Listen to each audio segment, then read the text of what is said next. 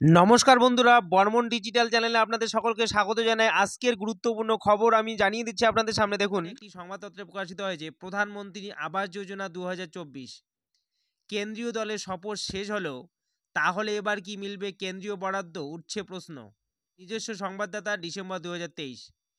কেন্দ্রের অনুসন্ধান দলের সফর শেষ হলেও নিজেদের তালিকা ধরে প্রধানমন্ত্রী আবাস যোজনা প্রকল্প খতিয়ে দেখার জন্য কেন্দ্রীয় দলের সদস্যরা এসেছেন।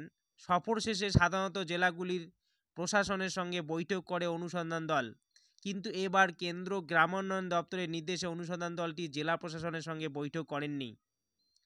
কেন্দ্রীয় প্রতিনিধিরা 3 দিন ধরে একাধিক গ্রামে প্রথম পর্যায়ে তৈরি বাড়ি ও দ্বিতীয় পর্যায়ে উপভোক্তাদের সঙ্গে কথা বলে অনুসন্ধান দলের কী ধারণা হলো তা অজানাই থেকে গেল প্রশাসনের কাছে।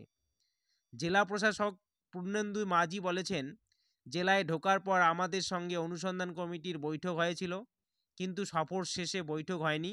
তবে যে খবর এসেছে তাতে অনুসন্ধান দলটি কোনো খুঁত পায়নি, আমরা এটা জোর গলায় বলতে পারি। ব্লক সূত্রে জানা যায়, কাটারিয়া গ্রামে প্রধানমন্ত্রী আবাস যোজনায় তৈরি 2টি বাড়ি নিয়ে অনুসন্ধান দলটি প্রশ্ন তুলেছিল। কাটারিয়া গ্রামে গিয়ে 10টি বাড়ির মতো পরিদর্শন করে সেই দলটি। দেখা যায়, প্রধানমন্ত্রী আবাস যোজনার প্রথম পর্যায়ে তৈরি বলে দেখানো একটি বাড়ির দেওয়াল পাকা হলেও বাড়ির একটা অংশ মাটির, আবার একটি বাড়ির দেওয়াল পাকা হলেও ছাদে অস্থায়ী ছাউনি রয়েছে। এই বিষয় নিয়ে কেন্দ্রীয় দলের প্রতিনিধিরা প্রশ্ন করলে 2টি বাড়ির মালিক ও পঞ্চায়েতের কর্তারা জবাব দিয়েছিল, যা শুনে কেন্দ্রীয় দলের প্রতিনিধিরা দলটি সন্তুষ্ট বলে মনে করেছেন পঞ্চায়েত সদস্য কর্তারা। কেন্দ্রীয় প্রতিনিধি দলের সদস্যরা তারা তৃতীয় পর্যায়ের তালিকা থেকে অযোগ্য বলে বাদ যাওয়া 3টি বাড়ি ঘুরে দেখেন ও ছবি তোলেন।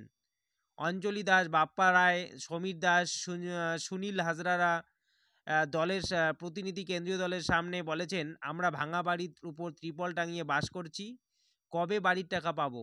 কেন্দ্রীয় দলের সদস্যরা অবশ্য এই প্রশ্নের উত্তরে কোনো জবাব দেননি। কেন্দ্রীয় দলের সফর নিয়ে কটাক্ষ করেছেন কাটোয়ার বিধায়ক রবীন্দ্রনাথ চট্টোপাধ্যায়। তার কথায়, বারবার আসছেন কিন্তু খুদ ধরতে পারছেন না, যাতায়াতের টাকা আরও গরিব মানুষ কাজ পেত, বাড়ি তৈরি পেত। এটা কেন্দ্র সরকারের একটা রাজনৈতিক ফয়দা লোটার পরিকল্পনা।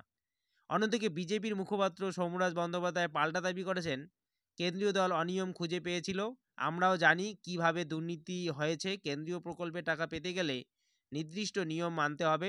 প্রধানমন্ত্রী আবাস যোজনা 2024 ঘরের টাকা কি তাহলে লোকসভা ভোটের আগেই মিলবে পশ্চিমবঙ্গের বাসিন্দাদের? সকলের এটা নিয়ে প্রশ্ন উঠতে শুরু করেছে বিভিন্ন মহলে। দেখুন বন্ধুরা, একটি সংবাদপত্রে প্রকাশিত হয়েছে, আমি সেটি আপনাদের সামনে তুলে ধরলাম। তবে লোকসভা ভোটের আগে আসতে পারে কেন্দ্রীয় প্রকল্পের টাকা, এটা নিয়ে একটি মোটামুটি আন্দাজ শুরু হয়েছে এবং জল্পনা শুরু হয়েছে, এটি জানা গিয়েছে।